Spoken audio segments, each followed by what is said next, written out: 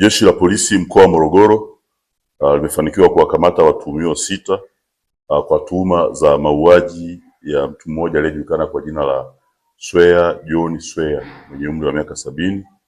mkulima mkazi wa bwawa la Kihonda. Hili tukio limetokea Januari 22, 2026 majira ya saa 11 alfajiri katika kichaka eneo la bwawa la Kihonda, kitongoji cha Sokoine Ranch, kijiji cha Wami Sokoine, kata ya Dakawa, wilaya Mvomero, mkoa wa Morogoro, ambapo marehemu Swea John Swea, mkulima mkazi wa bwawa la Kihonda, alikutwa akiwa amekufa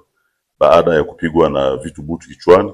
na kikundi cha watu waliojichukulia sheria mkononi. Upelelezi wa awali umebaini kuwa chanzo cha tukio hilo ni mgogoro wa ardhi baina ya kikundi cha watu waliovamia na kuweka makazi kwenye ranchi ya Dakawa na wamiliki wa ardhi hiyo. Kwa sasa majina ya washtakiwa yanazuiliwa wakati uchunguzi unaendelea, lakini jeshi la polisi linapenda kutoa wito kwa wananchi kutumia mkondo wa sheria katika kutafuta suluhu ya migogoro inayohusu ardhi na kuacha kujichukulia sheria mkononi.